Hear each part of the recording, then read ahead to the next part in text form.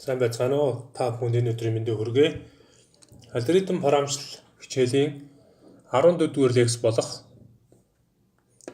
Python ажиллах C-ийн препроцессор хичээлийн 2-р хэсэг C-ийн препроцессор сэдвээр лекцийг товч уншъя. За C хэлний препроцессор нь хөрвүүлэгчийн хэсэг биш боловч хөрвүүлэлтийн явцдах тусдаа алхам юм аа. Энгийн үгээр хэлбэл C хэлний препроцессор нь зөвхөн текст орлуулах хэрэгсэл бөгөөд хөрвүүлэгч их кодуудыг хөрвүүлэхээс өмнө шаардлагатай өөрчилсөн боловсруулалтыг хийхийг зааж өгдөг. За бидний харамжлын хэлэн дээр ерөнхийдөө бол C-ийн их кодоо бичээд шууд debc парам хангамжин дээр run compile and run гэдэг төвшөрөөр дарахаар шууд хөрвүүлэгч тухайн кодыг хөрвүүлээд ажиллаулдаг. Тэгвэл бидний энэ үзэх гээд байгаа препроцессор маань тэр C их код хөрвүүлж хоёрын завсар дахин нэг үйлдэл хийхийг препроцессор үйлдэлээр үзэх юм аа. За тэгвэл препроцессорын тайлбаруудыг товч тайлбарлая. За энэхүү үсгтэн дээр препроцессорын директив болон тайлбаруудыг тайлбарласан байна. За checked define гэж бичиж өгвөл препроцессорын макро оруулдаг хэсэг. Checked include гэж бичиж өгвөл өөр нэг файлаас тодорхой толгой оруулдаг хэсэг. Checked undef гэж бичвэл препроцессорын тодорхойлогдоогүй макро. Checked if def гэж бичвэл тодорхойлогдсон макро бол үннийг буцаана гэсэн байна. За checked if ndef гэж бичвэл макро тодорхойлогдоогүй макро бол үннийг буцаана гэсэн байна. За checked if гэж бичвэл хөрвүүлэх хугацааны нөхцөл үнийн эсхийг шалгана. За checked else checked if гэж бичвэл else өөр нэгэн хувилбар. За мөн дээрэс нь elif checked else ба checked if гэж бичвэл нэг бичлэгээр эдгээрийг бичих боломжтой. За checked end if гэж бичвэл дуусах нөхцөл процессор. Checked error гэвэл алдааны мэдэгдлийн стандарт error дээр хэвлэнэ. За checked pragma гэж бичвэл стандартчлагдсан аргыг ашиглан хөрвүүлэгч рүү тусгай тушаал өгдөг гэсэн үг байна. За тэгвэл жишээнүүдээ үзье. Ер нь бүх препроцессорын командуудын өмнө hash буюу check тэмдгээр эхэлж бичдэг. Жишээлбэл checked define P314 гэж зарлж өгч болно Python-ы утгыг. За мөн дээрэс нь checked define буюу hash define ашигласан макрог товч тайлбарлая. Макро гэдэг нь нэр өгсөн кодын хэсэг юм аа. Checked define препроцессорын директивийг ашиглан C харамжлын хэл дээр макрог тодорхойлж болдог. За жишээлбэл checked define C гэдэг 299792 458 гэж бичигдсэн энэ маань гэрлийн хурдыг илэрхийлж байгаа юм аа. C гэдэг утгад гэрлийн утгыг илэрхийлж байгааг ингэж зарлж өгсөн байна. За жишээлбэл саяны энэ гэрлийн хурдаар бичигдсэн жишээний тайлбар ярих юм бол энд бид параметр C-г ашиглахад тухайн гэрлийн хурдын утгаар солигдох болно гэсэн байна. За тэгвэл жишээ 8-ыг хэдүүлээ онлайн GDB.com сайтн дээрээс ажиллаж үзье. За жишээгээ хэдүүлээ үзье. За энэхүү жишээ ажилласнаар парамын үр дүн дараах үр дүн гарнаа. За жишээлбэл би гараас 33 гэсэн тоог оруулснаар ARIA гэсэн хэсэг дээр 3421 109 гэсэн утга гарах юм байна. За хэдүүлээ парам ажиллаж үзээд парама товч тайлбарлая. За багш нь онлайн GDB.com сайтаар хөрвүүлж байгаа кодуудаа. За 33 гэдэг утгыг өгье. 3421 109 гарч 0.9 гарч байна. За энэхүү парама товч тайлбарлая. Хоёрдугаар мөрөн дээр check define макрог ашиглан P тоог зарлж өгсөн байна.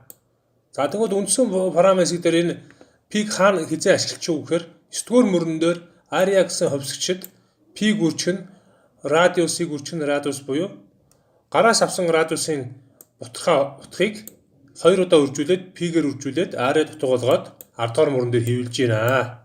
За тэгэхээр check define гэж функцийг ашиглавал ийм үр дүн гардаг байх нь байна. Дахиж нэг ажиглаад үзье хэдүүлээ. 21.5 гэж үгүй. За хариу маань гарч. За дараагийн тайлбар руу оръё. Макро шиг үйл ажиллагаа. функцийг дууддаг шиг ижил төстэй байдлаар ажилтдаг макро тодорхойлж болно. Үүнийг функцтай төстэй макро гэж нэрлэдэг.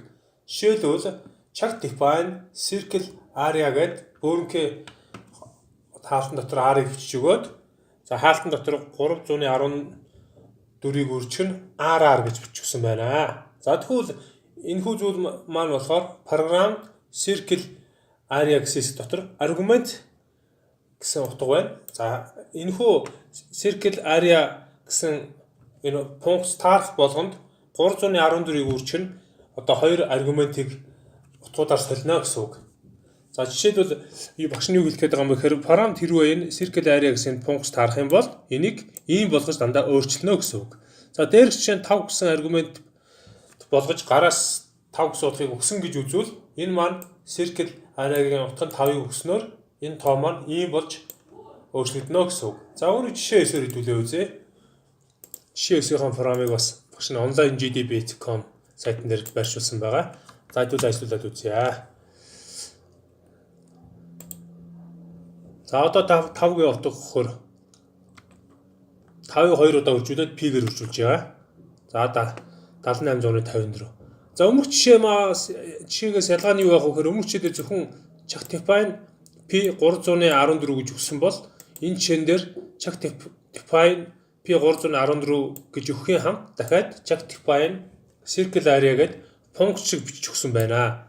Ингэснээр энэ жишээг хаана ашигласан юм бэ гэхээр 9-р мөрөн дээр шууд функцийнхаа нэрийг бичээд дотор нь гараас оруулсан радиусын утгыг бичээд өгч. Тэнгүүд энэ утга маань 3-р мөрөн дээр очиж үржигдээд хариугаа 9 area гэсэн утгад өгөөд 10-р мөрөн дээр хэвлсэн байна. За дахиад ажиллуулад үзье. 15.3 2 гэвгүй. За дараагийн код руу шилжиж хэдүүлээ. За урьдчилан тодорхойлсон макро. ANSYS буюу C параметрын хэлд хэд хэдэн макрог тодорхойлж болдог. Хэдийгээр тус бүрийг параметрлахад ашиглах боломжтой боловч урьдчилан тодорхойлсон макронуудыг шууд өөрчлөх ёсгүй байна. За тэгвэл макро болон тайлбаруудыг багш нь товч танилцуулъя. За date гэж бичих юм бол одоогийн огноог дараах форматын дагуу хэвлэнэ. Time гэж чивэл одоо байгаа цагийг дараах форматын дагуу хэвлэнэ. Одоо байгаа цаг, одоо байгаа огноо гэдэг бол тухайн компьютер дээр тохируулагдсан цаг хугацаа болон он сарыг зааж байгаа юм шүү. За файл гэвэл файлын байрлаж буй байршлыг хэвлэнэ. Line гэвэл програмын хэддүгээр мөрөнд байрлаж буй дугаарыг хэвлэнэ. За тэгвэл STDC гэвэл хөрвүүлэгч ANSYS-ийн стандарт нийцсэн тохиолдолд 1 гэж утгыг хэвлэнэ гэсэн байна. За хэдүүлээ энэ жишээг одоо хэдүүлээ хэвлээд үзье. Debs-ийг ажиллуулад за багш нэг нь онлайн gdb.com сайтн дээр тавьсан байгаа. За эхлээд энийг ажиллуулж үзье. Онлайн дээрх сайтн дээрх өгдлөө. За main.c гэдэг файлынхаа форматыг хэвлэж байна. Ягаад гэхээр шууд онлайнаар хэвлэж байгаа учраас ингэж гарч байгаа. Файл хэсэг дээр main.c одоо он сар өдөр дээр 2020 оны 11 сарын 24 цаг хугацаан дээр 5 цаг 48 минут 09 секунд. За энэ тухайн одоо анх энэ сайтыг үүсгэсэн сервер дээр онцгойгоор хэмжиж магадгүй. За line гэдэг маань 7 дугаар мөрийг зааж өгч байна. За ANSYS-ийн утга нэг гарч байна. За энийг хэдүүлээ энэ кодоо хуулаад тэгвэл компьютерийн энэ цаг хугацаагаар ажиллавал яаж ажиллах вэ гэдгийг харъя.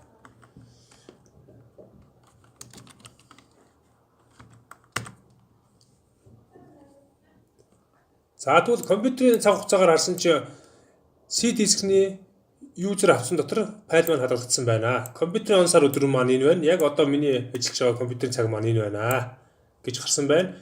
Line 7 гэдэг маань энэ мөрийг агуулж байгаа мөрийг хэвлэдэг. 7 дугаар мөрөн дээр line маань байгаа учраас 7-г хэвлсэн байна.